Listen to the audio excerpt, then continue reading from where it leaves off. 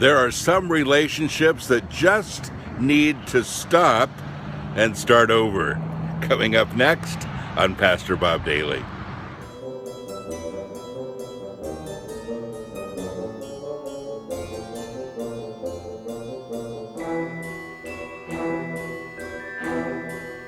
I got an interesting message from somebody who said, I want you to do a podcast specifically for my husband. She said he's got this particular problem, and she named it, and I won't go through it. But she said, I nag him all day long about it. I tell him over and over and over, but he doesn't seem to improve at all. And I'm giving up, and I need you to do a podcast to correct him. Well, immediately I thought, if I had somebody nagging me all day long, I might not be so quick to correct it either. There are some times that our relationships become a bit toxic. And you've had them too. I have as well. Where you're doing fine and then all of a sudden something happens and there's a little bit of unforgiveness and then a lot of unforgiveness and you kind of go on and on with the relationship and it gets more and more toxic as you continue. What do you do? Well, my biggest advice is stop and start over. Stop and start over. Don't continue the road you're on because it's only going to get worse and you're only going to become even more bitter.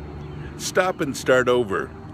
If you're having this kind of a problem, it's a good idea to stop and identify who you are. Say, wait a minute. I'm the one who married you.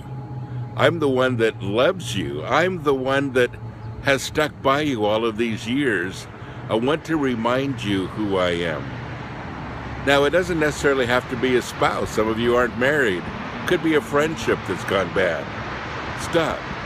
Start over. And identify who you are. I'm your friend, remember? We've been friends for a while, remember? I love you, remember?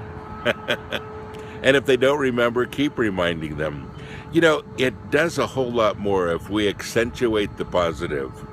There's an old song that says, accentuate the positive, eliminate the negative, don't mess with Mr. In-Between.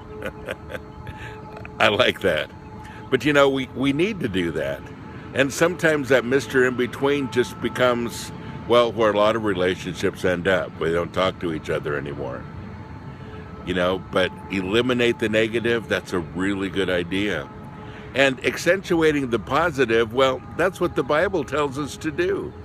It tells us that the best thing we can do is to encourage one another. And folks, that doesn't just go for people that you randomly meet, or people that you see in church or your job or maybe your place of employment. It has to do with those people that are the closest to you. Those people that need your encouragement, honestly, the most. And can I just say this? There is no offense. Well, I shouldn't say no offense. There are few offenses that are big enough to really cancel a relationship. And sometimes things get so out of hand and they spiral so much out of control, we can't even remember what the original argument was all about. Stop and start over. Identify who you are, identify how you feel, and move forward. God bless you. Have a great day.